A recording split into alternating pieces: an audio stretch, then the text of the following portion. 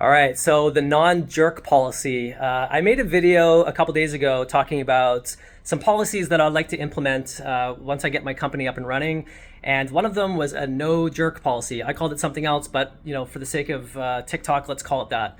And so my thinking is that, we've all worked with people that are completely toxic, they're miserable, they, bring people's morale down.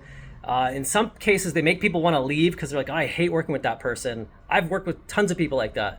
And so there's obvious examples of those people, and there's obvious examples of people that are not like that. And so the idea was like, how do we get rid of those types of people that bring everybody's mood down and, potentially cause harm to the company? Like I said in the comments, there's obvious examples of jerks and non-jerks. It's the in between that's a little bit hard to tell. I don't want to create a culture where people are walking on eggshells because they don't want to be viewed as a jerk and be on the chopping block. Some other people pointed out, it's like, well, yeah, people are really nice to the CEO, but behind their back they could be jerks.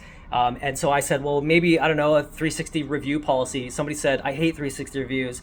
And the more I thought about it, I'm like, yeah, I hate those too. So I'm not sure. I don't have a good system. I'm not an HR expert. And right now it's a team of two. It's me and my wife. And so this is not a problem that we need to deal with.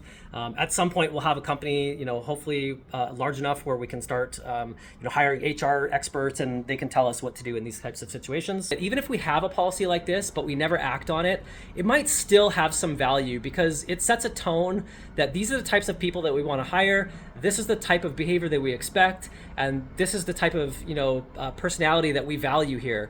And so when you go into an office, or sometimes you read on Glassdoor, it's like, oh, the company's culture is toxic. The CEO tolerates, bad behavior. Sometimes these people get rewarded or they get promoted, and it makes other people that are not that way, who work hard, it breaks their spirit. They're like, well, why am I even here? Because this person's a jerk and they just got promoted. And meanwhile, I'm, a kind person. I work hard. I didn't get promoted. So yeah, when you get a bunch of people together, it's complicated. There's different personality types and it's going to be messy. But, if we say, hey, these are our values, we're trying our best, we're not going to tolerate bad behavior. And I think that in and of itself is, good to set a good tone. But yeah, I'm just speaking casually about, what I think. My ideas evolve all the time. I'm not married to anything I say, so I'm happy to abandon, one kind of viewpoint or belief system or thought or idea or opinion in light of a better idea or opinion. So yeah, please continue to leave comments. If you have any kind of opposition to anything I say,